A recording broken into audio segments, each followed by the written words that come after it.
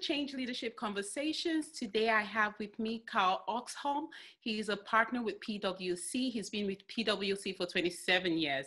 And of those 27 years, 16 years as a partner. He's held extensive human capital leadership roles. And he's also a member of the PwC's Culture and Values Leadership team. And he's also an emotionally intelligent subject matter expert. But most importantly, Carl is one of my favorite people ever. So I'm glad to have you with me today, Carl. Welcome to today's conversations. Yeah, it's such a pleasure. And it is just that. It's a conversation. I'm always happy to spend time with you. So fire away. I know we're trying to keep this to like 25 minutes, but I know it's going to be difficult. Like I said, one of my favorite people ever. And every time we get to talk, like I said to you, it's just like, you just touch on those really deep topics that are really important to us in humanities. But what I want to dive straight into right now is when we look at today's current crisis, when we look at today's disruptive business environment, we think about even the fourth industrial revolution, and now we've been hit by COVID-19. What do you consider to be the number one success factor when it comes to leading change?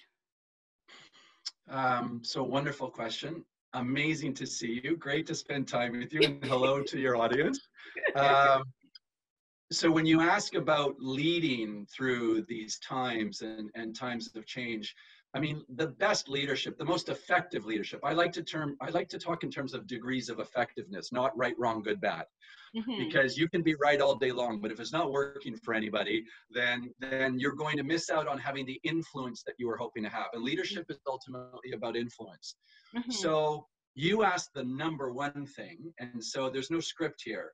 Yes. Whatever you ask, whatever pops into my head, I know there are many things. I know there are many things. I can think of 10 important things. I just want to know, what would be your number one? Yeah, happy to give a suggestion. So I think it always has to start with the individual.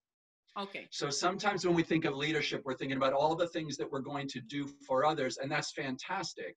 But it really has to start with whether or not, are you in fact a radiant exemplar? So are you actually a source of the very things that you're hoping to instill in others? Or in fact, are you asking something of someone else that you yourself are not role modeling? And it kind of goes along the lines of, there's an old expression that says, your actions are speaking so loudly, I can't hear a word you're saying. Okay. Or I'll sometimes have some fun with my friends that are parents and say, it's like a parent saying to their children, do as I say, not as I do. And I always smile and say, good luck with that. so my answer that sort of struck me right out of the gate is, it's really about, how are you doing?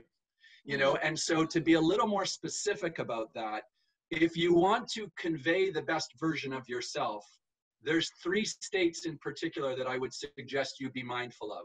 What's the quality of your physical state right now in this moment in time? What's the quality of your emotional state? And what's the quality of your mental state? And I'm sure you're. Those are 3 difficult things right now. Yeah, and I will say yes, and I will say for all of the listeners, I'm sure everybody can understand how each one of those states will indeed affect the other 2. Yeah. But there's a reason I mentioned them in that order, because the physical has to come first, because of the actual implications that has for the emotional, and then the 2 of them on the mental. And the other reason I'm sharing that is because in my own circle of conversation these days with various clients and friends and loved ones and neighbors in the community who are calling through Skype and Zoom and other tools that we're making use of, there is a lot of conversation around mental health. And you can even see that in the news now. You're starting to see, wow, if this pandemic lasts for a much longer time, then there might be even a greater concern about mental health than even the economic side of the equation. Yeah. And so I just want to draw out, I'm not disagreeing with that. I'm simply saying, don't forget though where it starts. And that's the quality of your physical state. And if you like, or if you think your listeners would like, I'm happy to share a little more about what I mean by that. But for now, I'll say, start with yourself. Put yourself in the best position possible vis-a-vis each of those states, and then you'll be best positioned to actually be the greatest leader you can be for the benefit of others. I totally agree with that, because each affects one and the other. If you're not physically well, it's difficult for you to even have the energy to do what it is that you need to do. And I love Right. that you say starting with yourself, because you can only give from what you have. If that well isn't full, you can only give from the empty well, and if it's empty, there's nothing to really give. So are you full? Are you half empty? There's that focus on self, but it's difficult too as leaders to want to do, give, and we can come back to that. I want to dive in next to emotional intelligence, and it's Can I just add one thing? Can I Yes. add one thing, Yvonne? Because Yes. of what you were just saying. I loved what you said, which was really founded upon you can't give what you don't have. And another fun little nuance for that, for any of the leaders who might be wanting to use these same tips or tactics or suggestions within their family, is if you were squeezed, what would come out? So for example, if you squeeze an orange, your children will know obviously it's orange juice that comes out. You're not going to squeeze an orange and have lemon juice come out. Yeah. So if you get squeezed, if the pressure starts to come in from outside, what actually comes out? What's the quality of your thought emotions? What's the quality of your physiology? Because you can't give what you don't have. So it has to start with base principles around that. And what's even key to that is what we're seeing now in leadership, and all the leaders exemplified across the world globally, is leadership is being revealed. In a time of crisis, I've said it over and over again, you don't suddenly become a leader. You're revealed to be a leader or not. A crisis is a revelation of who you are as a leader. So same to what you just said, now that we're being squeezed, what's coming out of us? Yeah. Is it leadership? Yeah, and again, to be tactical, if you practice a loving, or if you want a different adjective, a compassionate or a constructive or a hopeful paradigm, then when you get squeezed, don't be surprised that that's more of what comes out. Yes. If you find that rather than viewing things as a challenge, you view them as a threat, then the odds are you're going to produce lots of toxins in your system, which is going to produce an awful lot more of a survival instinct, which is generally going to provoke more of a defensive posturing. And if you get squeezed, you're probably going to be ready to defend or attack. Yes. And so being mindful of this is going to be critical. And that's why I think it's really profound what you just said. My dad used to say it to me this way, that it's not about the pressure building character, it's really that it reveals it. And so the point is, so what are these times revealing about ourselves? And don't ignore that. Don't ignore that. Be mindful of what you're learning about yourself, because if I asked you, Yvonne, how easy is it for you to change something you're not aware of, what would you say? I don't even know how to answer that. I say so because I have a huge level of self-awareness, but you can't change what you don't know. Like even when you're trying to achieve a goal, I always say to people, you have to start from a place of self-awareness. You have to understand what's holding you back. Because if you go out there and you're just trying to do something and achieve it, for every step you take forward, it's going to be like 2 steps backward. So it's always important that you have true self-awareness and understand what that change is about. And it's not just some fancy idea. Exactly. So you said that beautifully. So it's impossible to change something you're not aware of. And the reason why I mentioned that, and then you articulated and expanded on that beautifully. Oh, you're too kind. The reason I mentioned that for everybody listening is because this conversation, if nothing else, is about promoting perhaps a different level of awareness. And the benefit of that is once you become aware of something, now you have the option to do something about it. You cannot self-manage if you're not self-aware, because you don't know what to address in the first place. And the other mindset to bear in mind is a learner's mindset, or an experimental mindset, which is rather than winning and losing, it's winning and learning, right? If I'm winning because it went the way I had expected and everything's unfolding just as I had thought, fantastic. If not, just remember, as someone, this is all about being a student of your own experience and even a student of your own experiment. It's all just data. And you know what? Let's put it a practical way. We see with the government, with Trudeau government, they keep on learning each day. So they put out one policy about how to support people, and they learn and they say, okay, there's a better way we can do it. And they come up the next day and they do something better, or the next week. They're not waiting to get it right and perfect. They're not saying, oh, shoot, we made a bad decision. They're saying, what can we learn from this? How can we make it better? So that learning versus thinking about it as losing is very important for how we position our mindsets. You bet. And you know in Hollywood how they handle mistakes? Tell me. They refer to them as missed takes. And what do you think they do in Hollywood with a missed take? They do it again, just like you. You bet. They learn and they shoot it again. But exactly. they never shoot it again exactly the same way. That would be silly.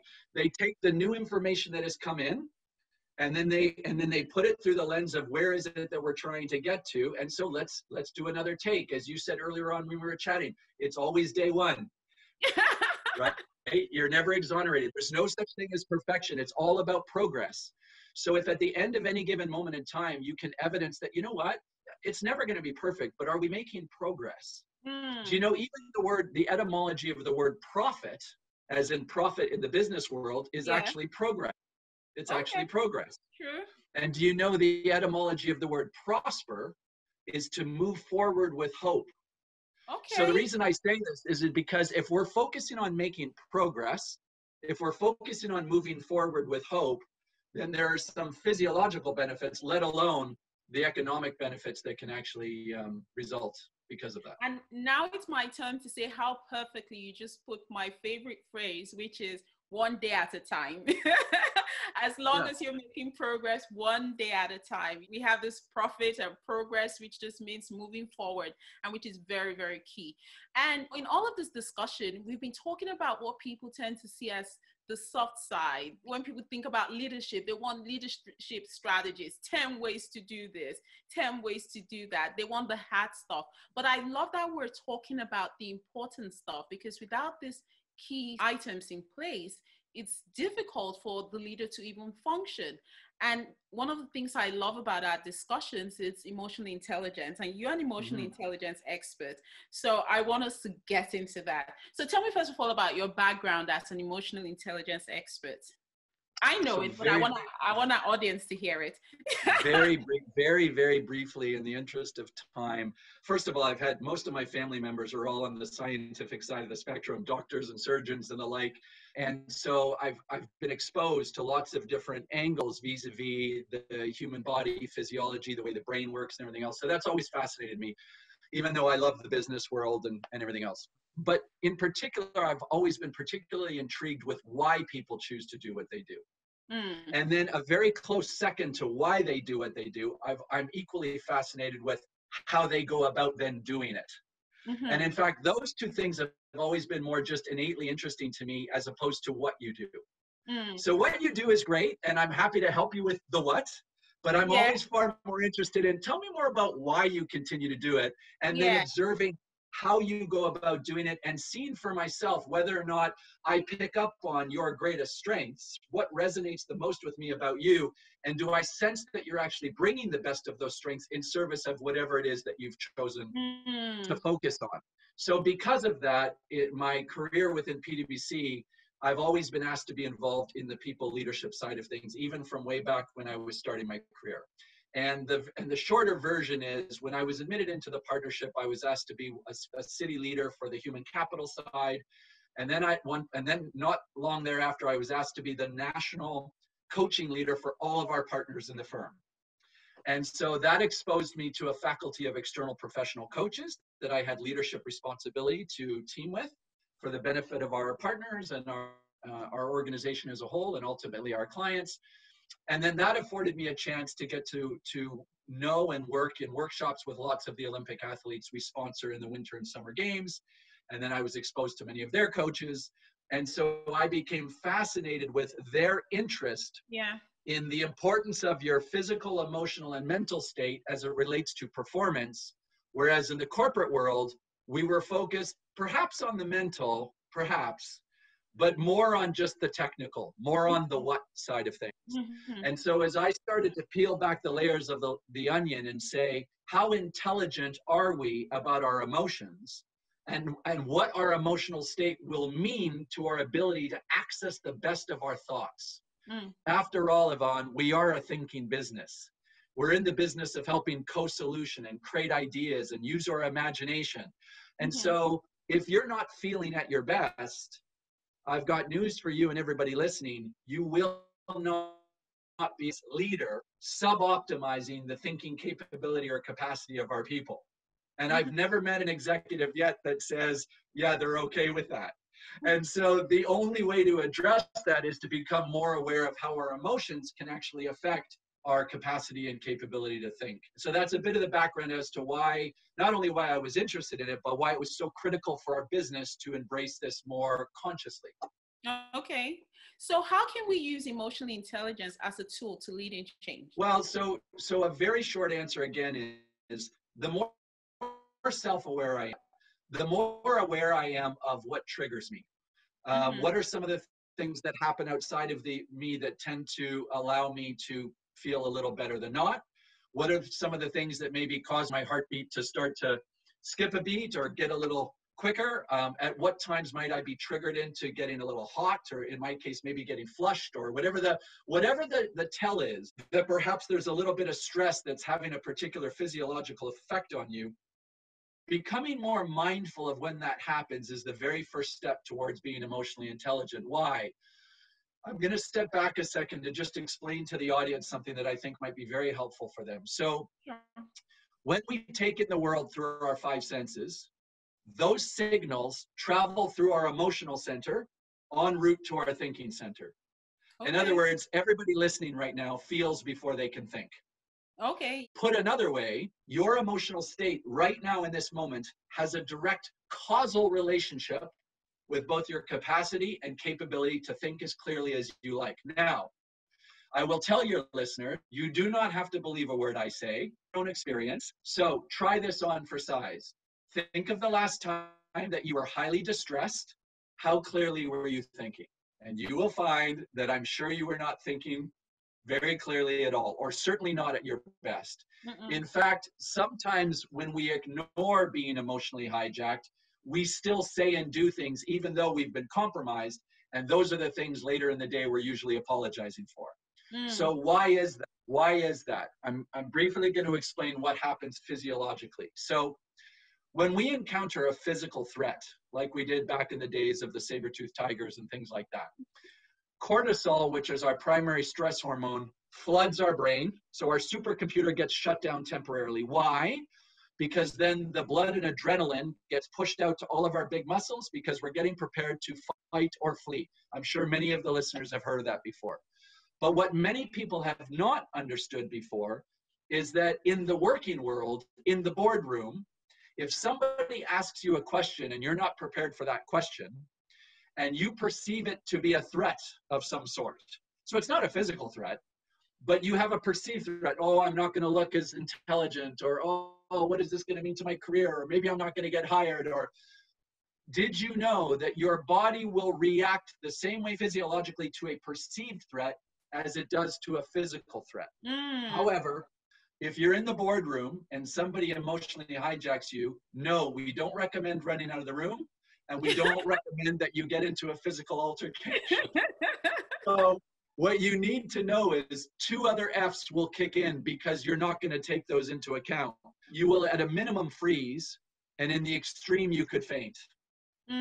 So why is that? Because back in the day of roaming the Serengeti, if we really were hunting or running, that physical activity would allow the cortisol to dissipate.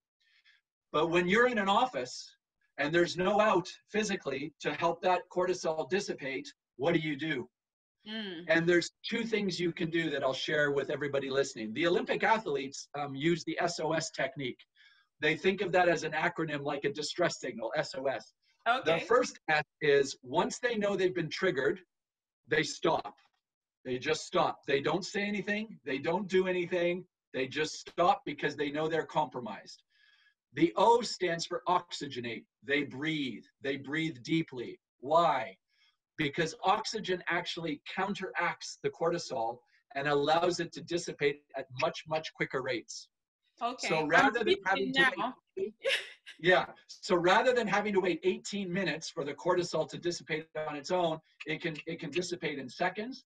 And the final S is seek information, ask questions. Why? Because according to some research, most of us make the majority of our decisions based on only 5% of the available information. Mm. So what's the other 95%? Assumptions. We make Yeah, lots and lots of assumptions. we do make an So assumption. I'm saying all this to everybody, A, so you can understand why and how you might be emotionally compromised. Then I've given you a technique that can actually help you. Just stop and breathe. I was on a call with Mark Devine the other day. He's a former commander of the Navy SEALs, which is a special elite force in the US.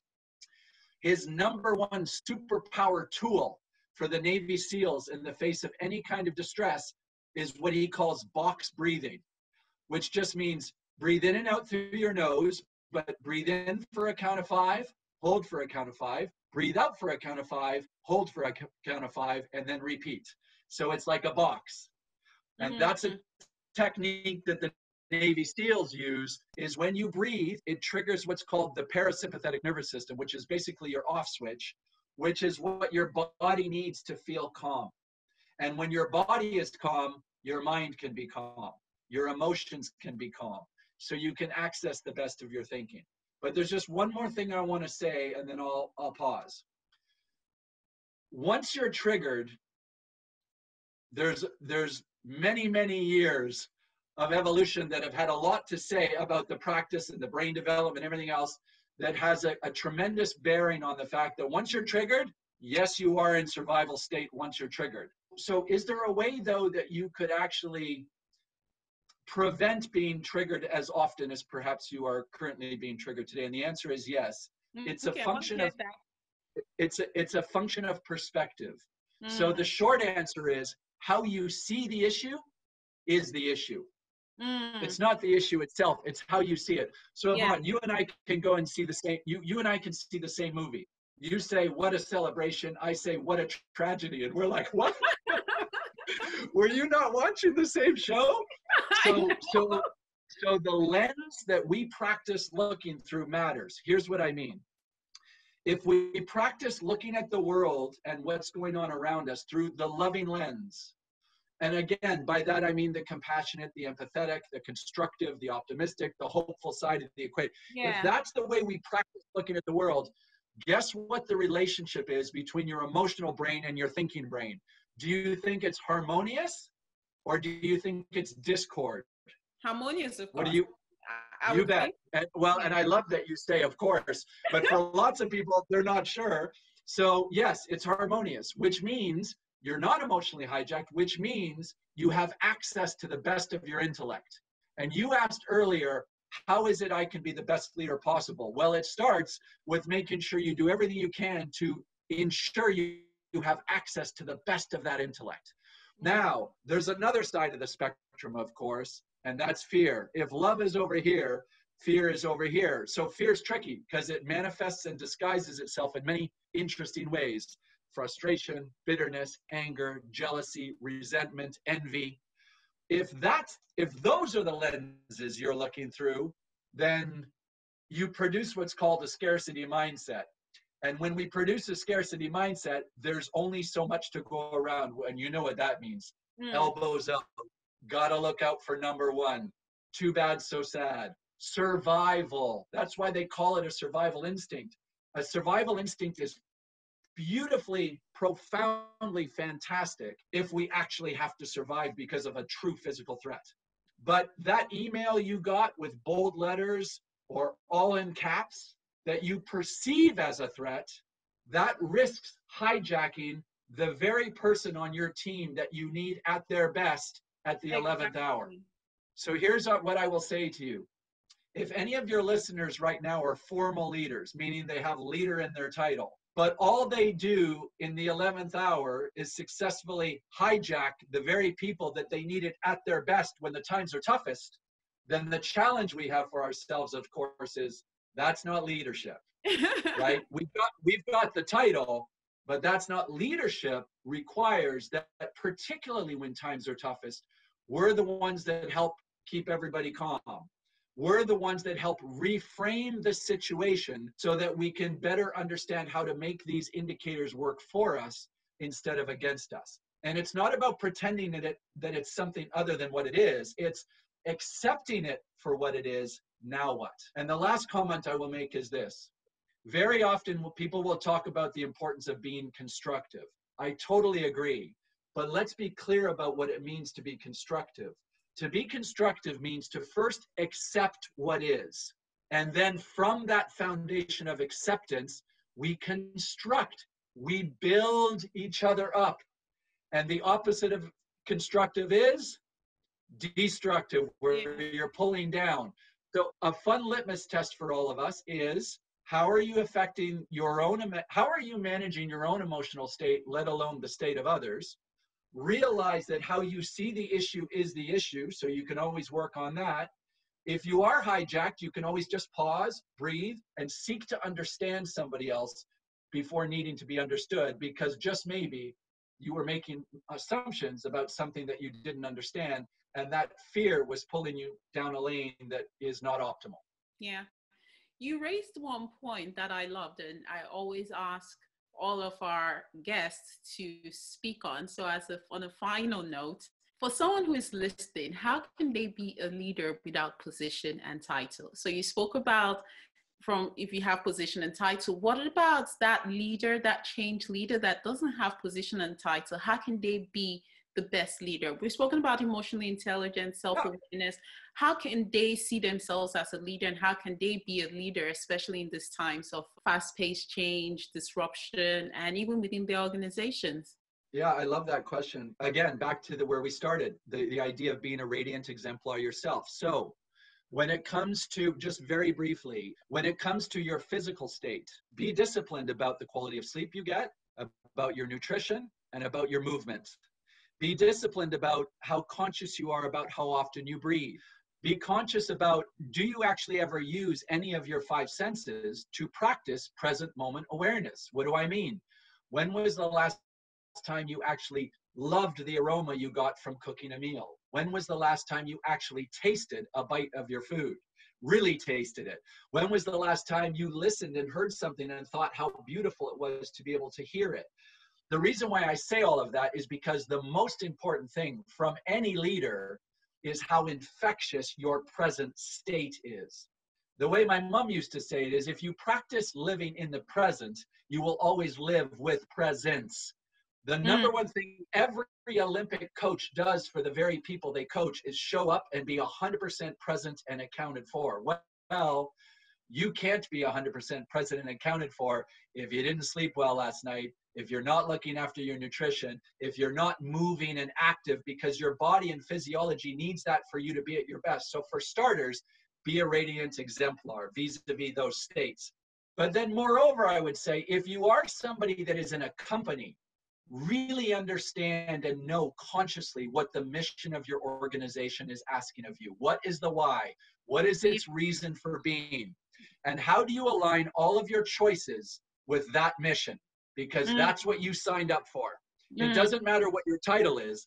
That's everybody's responsibility, but very few people are conscious and consistent about practicing that. Moreover, if it has values, the organization, which values are the behavioral expectations of the brand, well, are you role modeling those? Are your behaviors exemplary vis-a-vis the values of your organization? And here's what I can promise you. Title or no title, if you're mindful of making choices moment to moment that align with the mission, the why of your organization, and your behavior is representative of the values that the company espouses, you will be the radiant exemplar that marches that company in the direction of their vision. By the way, if you don't work with a company, then I would ask you, so what are your own values? What are your own virtues? And are you actually practicing living in integrity with the top virtues that relate to your identity? But not just any identity, you at your very best. So either way, that would be my challenge to you. And if with each choice, and if you're ever sure not what to do in a given moment, that's fine, because habits can be very difficult and challenging to change. So don't just ask yourself, ask your best version of yourself, or ask your most confident version of yourself, or ask that future version of yourself that aligns with the best identity that you could possibly ever reimagine for yourself. What would she or he do under those circumstances, and what virtue can you practice today? Wow, that's fantastic. And that's such a great note to end on. So, Cal, I want to open up the blessings I have and the opportunities that I have that I'm connected with you. If somebody wants to connect with you, what's the best way to do that? We're going to share your Twitter handle for sure. They can connect with you on Twitter. And any other way, LinkedIn? LinkedIn probably in my community, I find far more people are tending to use it these days. I'll use both, and I can tend to add a little bit more.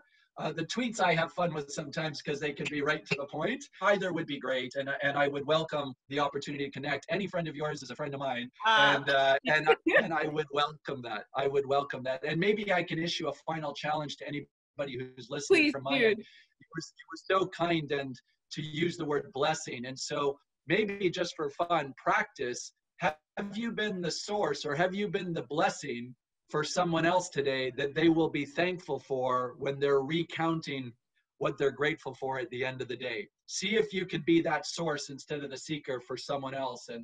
And you've certainly been my blessing today. So there you have it. Thanks, Yvonne. So much. Thank you so much. And thank you for your time today. It's been great having you. I can't wait to have you at our conference in 2021.